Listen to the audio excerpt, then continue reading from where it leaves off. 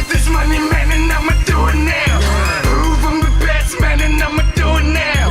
Say it with my chest, man, and I'ma do it now. Means that I'ma do it now. Means that I'ma do it now. It's the Cornermen Radio live with Barzini. We got our special guest, Regis Prograis, man. How you doing today, brother? I'm good, bro. What's up with it? Yeah, I'm just chilling, man. How's your Brazilian trip, man?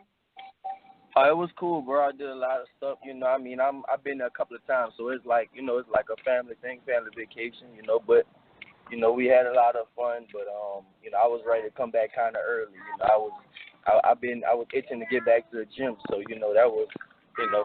So I trained out there, of course, you know, people see I did, you know, I started doing a little jiu-jitsu and stuff. I trained with a lot of MMA fighters, met up with SAUCEDO, went to some fights. Of course, we did the beach thing, the waterfalls. We did all kinds of stuff, you know, but I'm glad to be back now, back in the gym. How long you were out there this time? I went out there for the whole month of August. Oh, wow. Yeah. Mm-hmm. Last year, I went out there for the whole month of September. This year, the whole month of August. So, you know, around the same time. Oh, okay, cool, man. All right, man. Prograis, man, we know you in the World Series. You got your fight date. What's your thoughts on Terry Flanagan, and how do you value him as a fighter? And why did you pick Terry Flanagan? I mean, you know, well? So the whole thing I picked, it was, you know, I had the first seed, I had the first pick, you know, and all I had, you know, everybody else was matched up. So I had to either choose out of course, Terry Flanagan or Ryan Martin, and I chose Terry Flanagan. You know, I felt like he's basically, I won't say better, but he's more of a stiff competition than Ryan Martin. You know, Ryan Martin is, you know, he's a slick boxer and stuff like that, but, you know, Terry Flanagan has a bigger name. That'll be a better name on my resume. You know, I want the best names on my resume. So, you know, I picked him. I feel like if I would have picked Ryan Martin, you know, he's not as known as Terry Flanagan, and, you know, and people will expect me to kind of beat him. You know, I think people expect me to beat Terry Flanagan also, but at the same time, you know, he's a former world champion, and he has a lot of experience under his belt, you know. So for me, it's not about, you know, just winning. It's about winning the whole thing, but taking some experience out of the situation too. So that's why I picked him, because I feel like, you know, he can present some challenges for me that I probably haven't seen in the professional ranks yet. That I haven't seen the professional ranks yet, but you know, I definitely feel like, of course, I feel like I can beat him and stuff like that. But you know, it won't be, you know, I definitely don't feel like I would knock him out early. Like, you know, I've been doing a lot of people. I feel like it'll be a real good fight for me, you know. And it's just another step up, and it'll be another champion on my belt. I want to fight good people, and that's why I chose him. I want to fight, you know, world champions, former world champions, you know, top contenders. That's what I want to do. I'm in the sport to challenge myself, so that's why I picked him. Okay. Did you get a chance to see his fight with Maurice Hooker, and how did you value that fight? I saw clips of it, you know, like the highlights and stuff. You know, I definitely haven't like sat down and watched the whole 12 rounds. You know, I know it was a close fight. You know, that's all I know. I know it was a close fight, and I mean, I just saw some like highlights of it. I haven't really, you know, as far as like officially watching the whole 12 rounds, I haven't did that. I ain't do that yet. Oh, okay. So you're gonna fight back at your hometown, man. How does it feel to be fighting at your home again? I mean, I think, you know, the first time around, to be honest, you know, I told the interviewers and I told everybody, TV stations, everybody asked me would I be nervous, and I said, you know, I don't know, you know.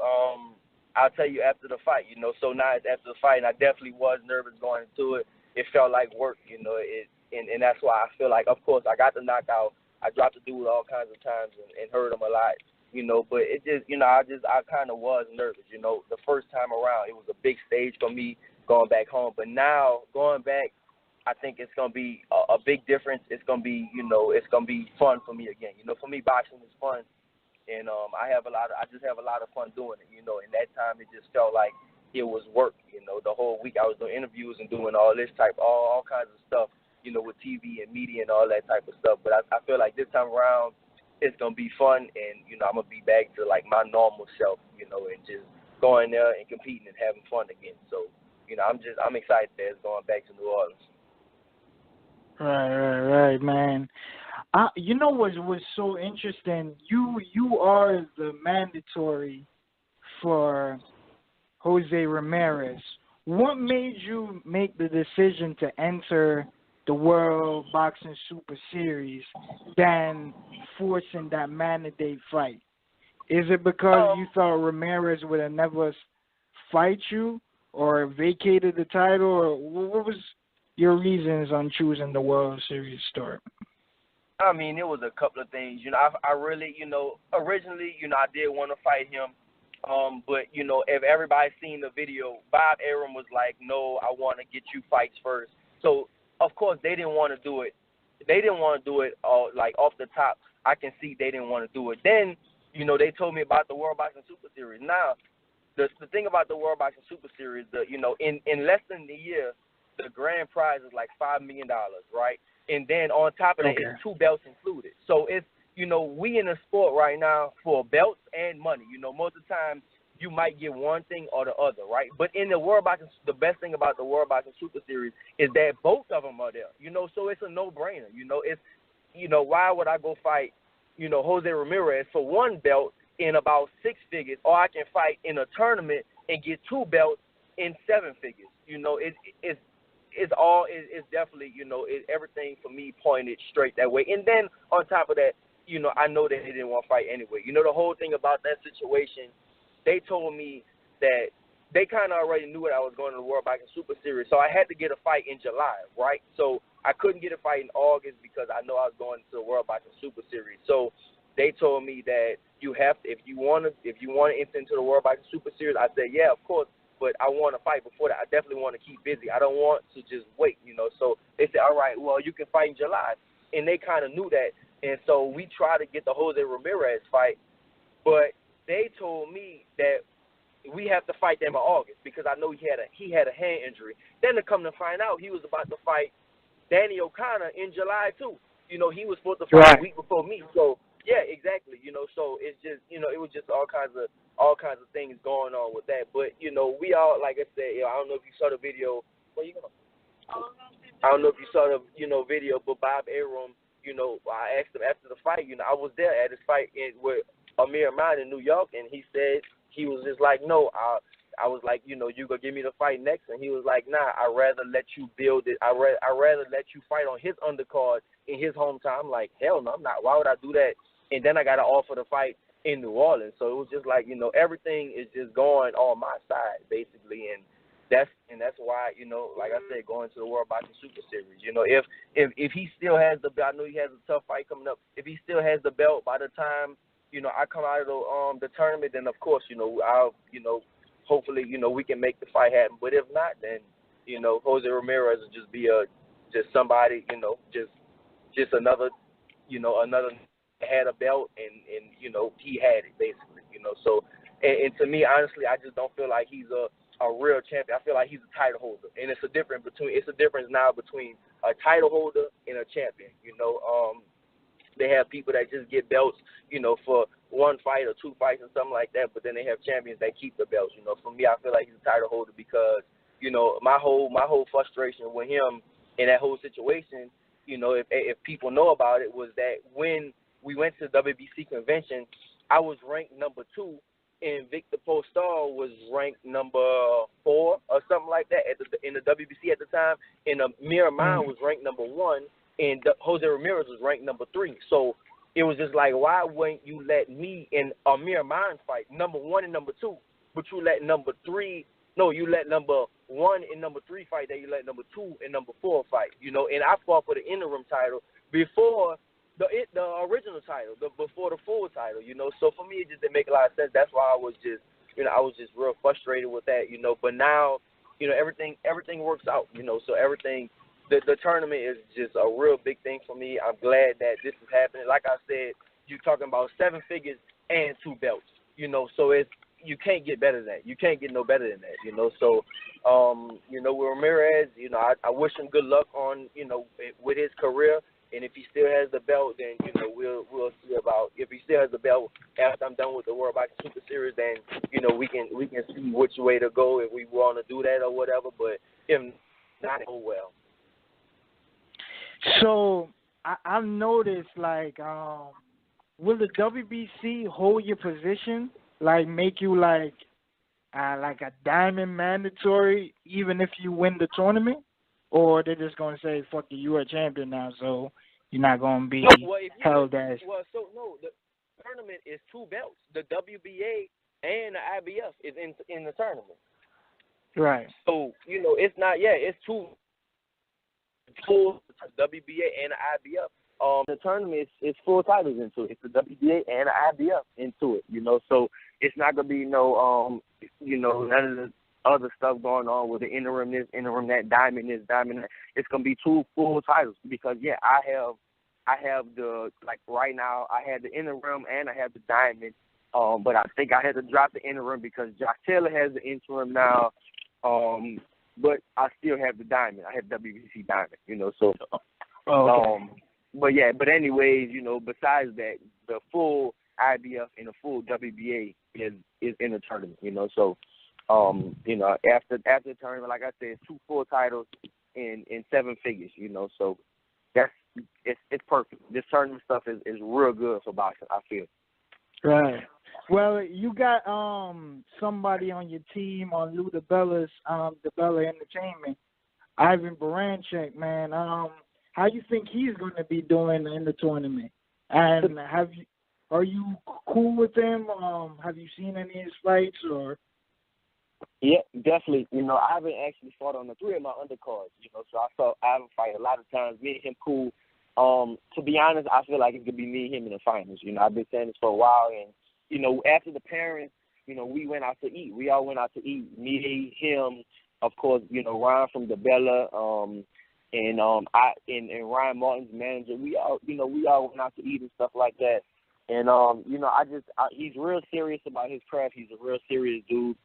And, he kind of said it. He was like, yeah, me and you could be in the finals. He was like, we kind of toasted, to the finals. And, everybody, of course, most people think I'm going to win and most people think I'm going to go to the finals. So he was like, me and you, we going to be in the finals. And I really do think that it's going to be me and him in the finals. I feel like, a lot of people think it's going to be me and Josh Taylor.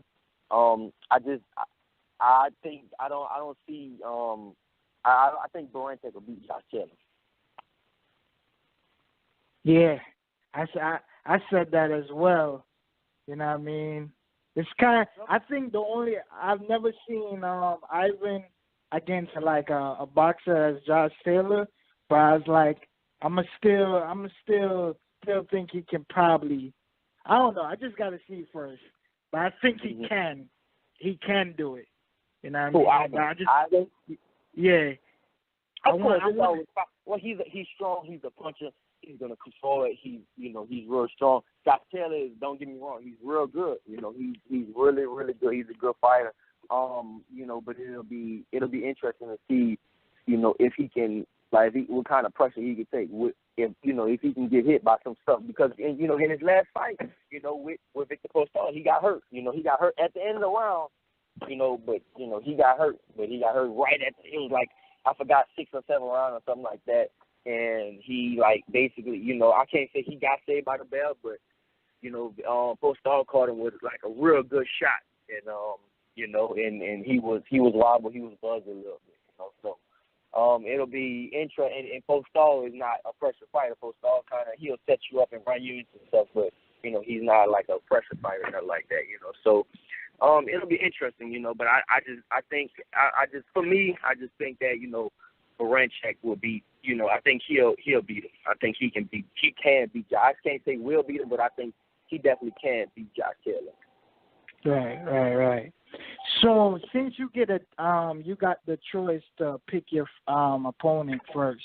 So once you defeat Terry Flanagan, not saying you're looking over past him, but I know you think very highly of yourself. Do you get to choose which belt you get first, or they decide who you fight next? Well, my bad. Say it again. No, I was saying, since you got the chance to pick your fight with Terry Flanagan, once you do beat him, and not saying you're looking over past him, but do you get to pick your next fight after that? No. It's all set up already. So if it's me and Flanagan in one bracket, and then it's after that it'll be the winner is RELIKH and TROYANOVSKY, and then I get the whoever wins then they go into that bracket, and then after that it'll be the winner of the other bracket. So, okay. So Josh Taylor is with Ryan Martin first. BARANCHYK is with BARANCHYK is with what's his name, Anthony Yiddish or something like that. Anthony Yigit.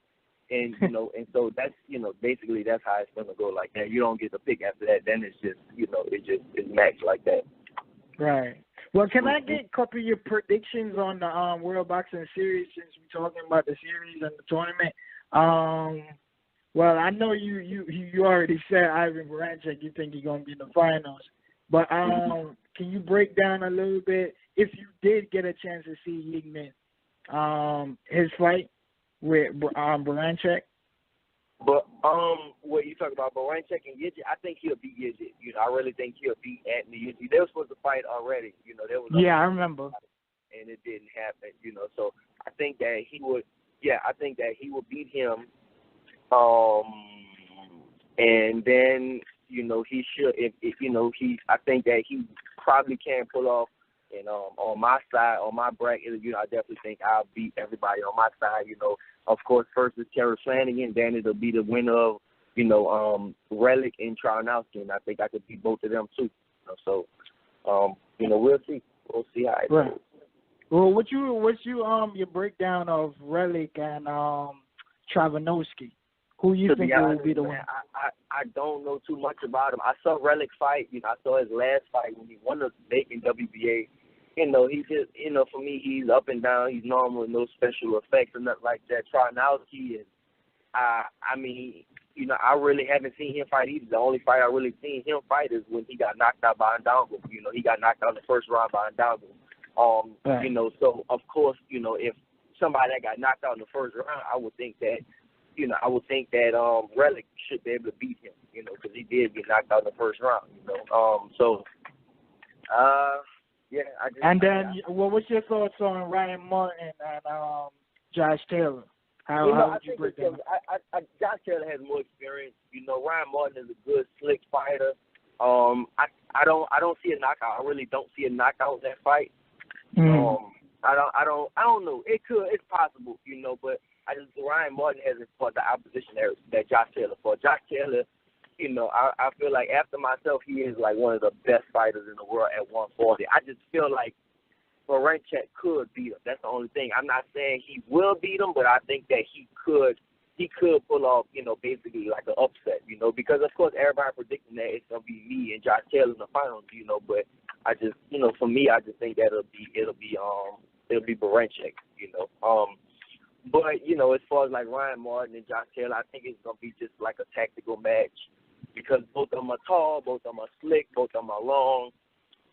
I think Whittingham is a little more slick. Ryan Martin might be, from what I've seen him, I think he might be a little more slicker, but Josh Taylor has more power, So I don't think it could be a knockout, but it's possible, It is definitely a possibility, but Ryan Martin, like I said, he's slick. He's going to try to stay on the outside and all that stuff. They both going to try to box. I think, they're going to try to box each other and stuff like that from the outside.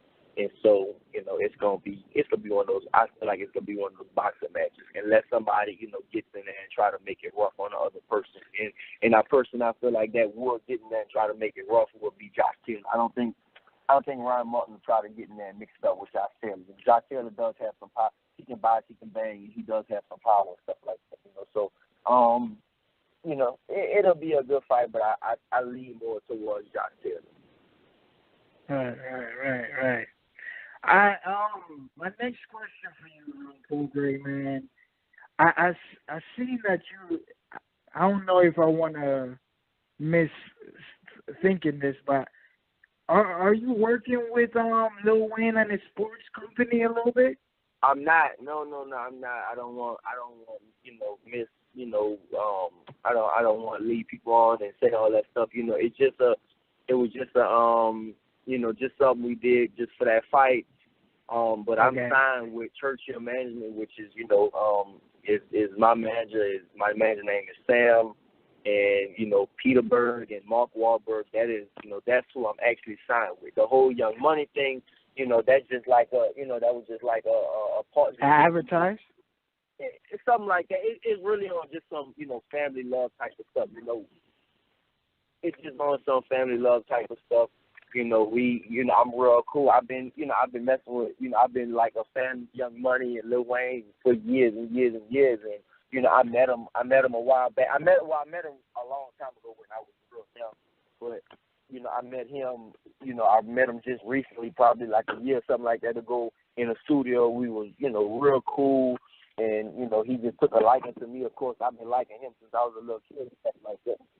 I've been liking him since I was a little kid, and and that's just how it went, and I got some people in New Orleans who took all that stuff up for us, and we just went like that. Oh, okay. Because I know he was working with Lubin for one flight, and then I saw you wear his trunks and things. I don't know if he's still working with Lubin anymore. Yeah, I don't know what they had going on with the Lubin thing.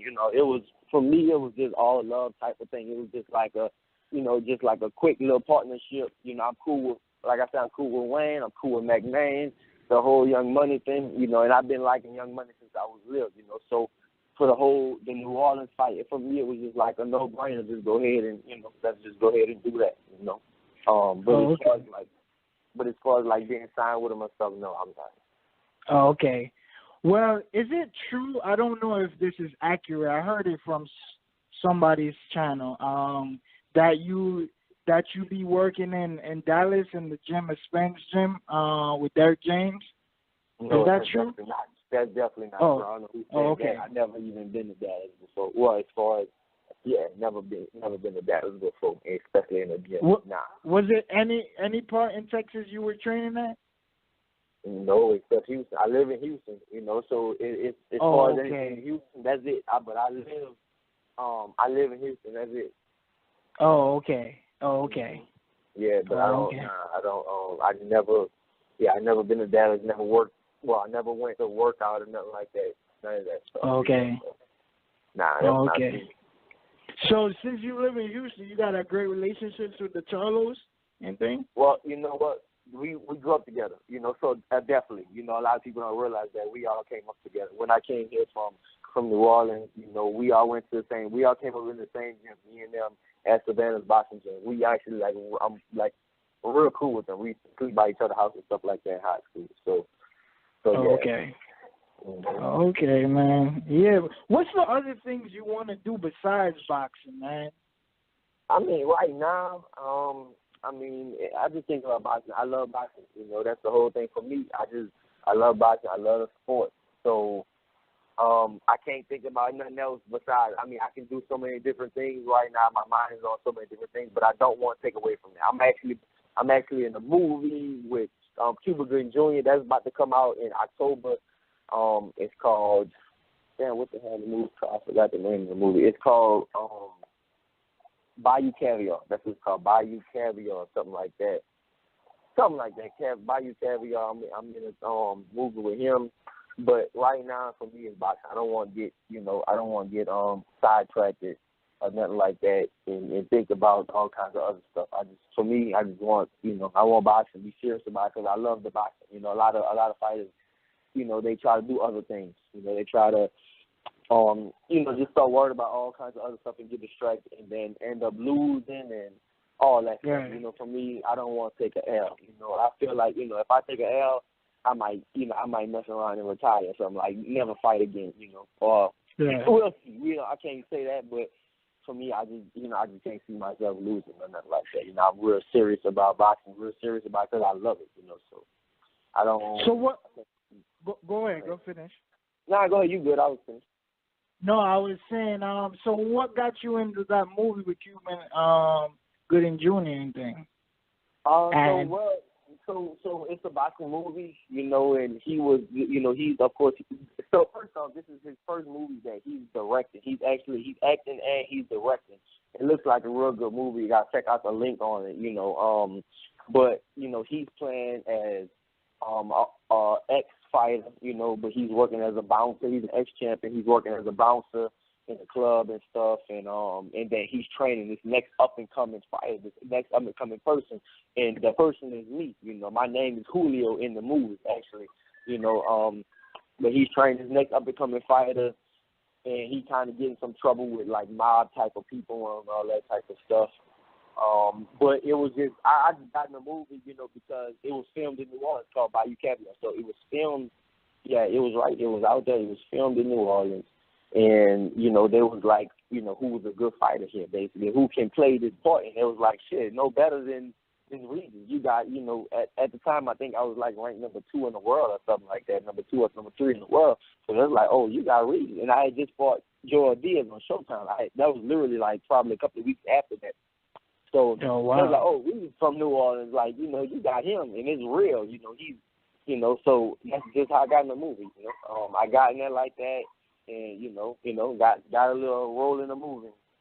Right. Did you do some acting lessons or acting school before? Nah. Well, it was naturally gifted. Nah. Well, I mean, I don't have too many. The parts I did was the boxing, so and it was real, like real life. We sparred. I actually really sparred, like with no headgear and stuff like that. That's why I do it anyway. It's regular. So I sparred with no headgear. I sparred with Cuba Gooding a little bit.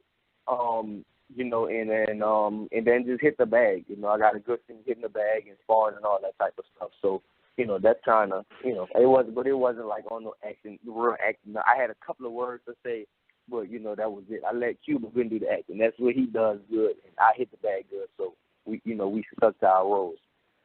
Oh, okay. Yeah, you said I've always heard that you spar without headgear. Is that safe?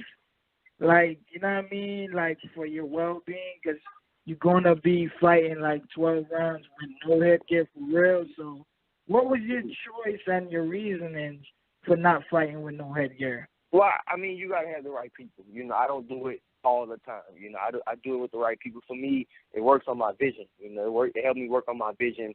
And I do it with no headgear with, like, you know, with like 8-ounce gloves on too, like a real fight for me. I do it like that, like a real fight. You know, but for me, it's just like it helps me work on my vision, but it's not full. It's not 100%. It's not full. It's not 100% when I'm doing that. You know, it's not like I'm going all out, falling on head like a real fight. It's definitely not like that. It's to work on some things, to see some things, and really just get a feel back of the gloves, like how the 8 ounces feel. You know. It's for me, I just don't like to go in a fight, you know, and maybe I don't know how those 8 ounces feel, because it's definitely a big difference when you spar with 16-ounce gloves on with a headgear, and then, you know, you get hit with an 8-ounce glove, you know, and without a headgear. It's a big difference. Okay. I see you still selling your merchandises where people can buy it. On the website? I mean, I got to get back with my team in New Orleans. They usually handle all that stuff for me, so I just got to get back with them. I just really got to talk to them. Yeah, I think we still had some merchandise, but as far as like, you know, me, I don't do that stuff. You know, I got a team that handles that stuff for me. You know what's so interesting? Like, a lot of these fighters today, besides from Danny and Floyd, nobody really got the gear where, like, say, we not from New Orleans or we not in Houston where we can purchase the gear. Like, most fighters don't got their own website where the fans can buy y'all gear, you know what I mean, and support y'all. And, you know, just like they do for basketball, they wear their jerseys, they wear their hats and all that. Yeah, it's pretty interesting, man. Yeah, well, I mean, you just got to have somebody. I mean, the fighter itself can't take care of it. You know, if you focus on fighting, you got to focus on fighting. You can't focus on selling, you know, gear and stuff like that. You got to focus on one thing, you know. So you got to have, you know, a team in place to do that type of stuff for you. Of course, Floyd has a good team. Of course, Danny has a good team, you know, and I have a good team also, you know. Well, you know, I have like I said, I have a good team also that do all that type of stuff. Okay. You want to fight, you got to fight. You can't focus on selling shirts. You make way more money off fighting than selling shirts. Right. So when camp starts? Camp already started for me. I started actually Friday. I'll be back. I sparred Friday, matter of fact. So I'll be back in the gym tomorrow. Oh, okay. Well, is there anything else you want to say before we get out of here, Regis? I know I took a lot of your time off this Labor Day weekend and shit. Nah, it's cool, bro. Nah, everything good, dog. I mean, I just watched the fight. It's gonna be lit again. We can have another event in New Orleans. Last time, we had a whole lot of people there. We had a lot of, and it wasn't just a lot of regular people. We had a lot of big names in the audience. A lot of big names in the audience. The Saints players and all kinds of mostly like athlete football players and Saints players and all that type of stuff. We had a lot of people in the audience and it's gonna be even bigger this time in New Orleans. So if anybody, just don't watch it, if they don't come, of course you watch it, on whatever channel it's gonna be on. But we gonna light the city up again. That night was just it was perfect, almost perfect. My mama actually passed out that night and went to the hospital, and I I went. Oh yeah, I heard you saying that. Yeah. I heard the shit. I went to my after party real late and stuff like that. But besides that, it was a real good night. We set the city on fire, and hopefully we're gonna do the same thing again. My whole goal, for years is to bring big time boxing back to New Orleans, and I did it. I single-handedly did it myself, and I'm putting on for all the other fighters out there. I put a lot of my partners on, a lot of my partners that's in the gym. I put them on my undercard, and I made sure myself that they was gonna be on my undercard. So I'm doing that stuff myself single-handedly. Me and my team, we doing that type of stuff. So we're gonna do the same thing again. All the same fighters. I'm gonna put all them on, all the New Orleans local fighters. I'm gonna put them on, and they're gonna be on the big stage just like I am. So. That's what I did, bringing big time boxing back to New Orleans. I did it, and I'm gonna keep doing it. And it's like that. Right. So I guess we might one day in the future look out for your promotion. One day. Yeah, probably. So I mean, everybody get into the promoting thing. Promoting is harder than what it'll seem like. You gotta. I think to be a successful promoter, you have to have at least one really good fight that everybody loves and everybody likes, so that's why it's harder than, what it seems like. And, of course, if I can get one of those fighters from New Orleans, that's what I would do. But my whole thing is I want to, I want to put New Orleans back on the map, and I'm already doing it, I'm already doing it right now. New Orleans hasn't been a fighting city for a long, long time. And, I'm, like I said, I'm single-handedly doing that. And, of course, I live in Houston, but New Orleans, I always want to, my heart always New Orleans. I live in Houston so I can be better at boxing. And that's the main reason I live here, just to get better at boxing because of my gym. But I'm putting everybody on, and that's what I want to do. That's what's up, man. Well, Prograis, you have a blessed night, and a great Labor Day as well, man, and you stay safe out here. And I can't wait till your fight in October with Terry Flanagan, man. I'm sure you're going to win this whole world tournament. All right, bro. Thank you. Bet.